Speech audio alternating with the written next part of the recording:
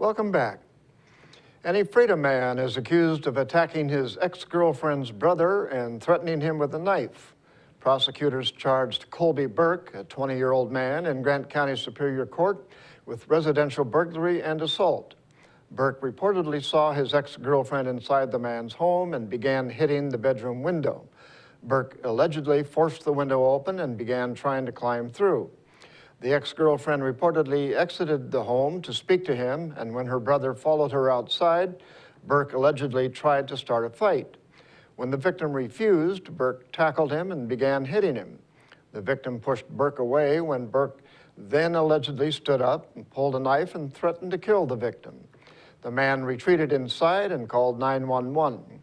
Police reportedly discovered a folding knife in Burke's pocket when they found him on Basin Street.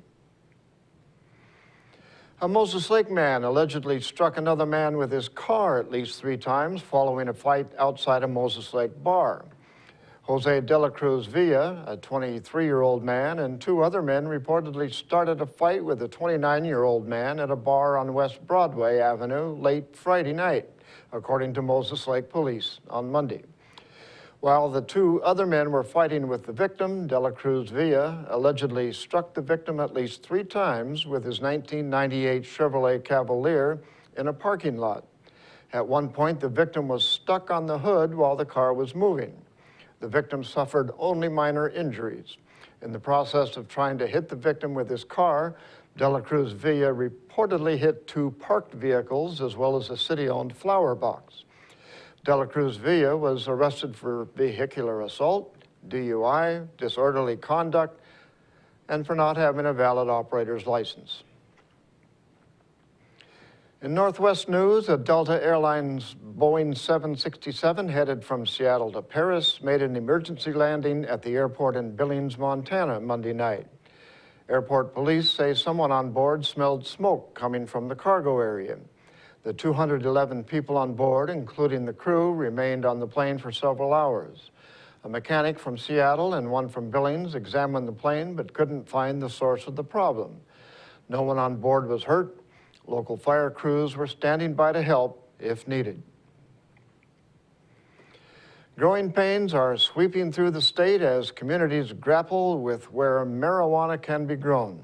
Some neighbors in Skagit County are finding large-scale marijuana operations just across from their backyards. And as Eric Wilkinson tells us, they're less than thrilled.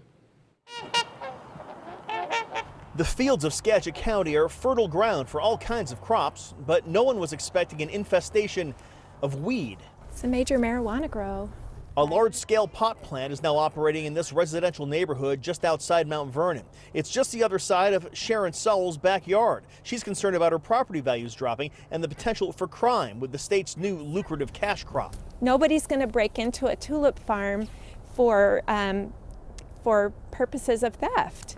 A representative for the operation says everything here is completely legal. Neighbors, however, point out the location itself. Let me see, 1.5 feet, yes. Is clearly less than 1,000 feet from a school bus stop. That, however, according to the state, is not illegal. We preserve farmland, we preserve wildlife, we preserve wetlands. Why can we not preserve neighborhoods? In another part of the county, another grow operation. This one right next door to Lori Scott's home. From hell's heart I stab at thee. She was greeted by this rather ominous Moby Dick quote one morning. Oh, I just felt very threatened. She believes the county should have thought this through a bit better before allowing the operation so close to homes, and worries without better regulation there could be a sort of greenhouse effect where they appear in neighborhoods everywhere. And we are slowly finding that it is happening in some other neighborhoods, but you know, it's taken some time because it's so new. And that's going to do it for us here at iFIBER 1 News. We want to thank you for watching, and we'll see you again tomorrow.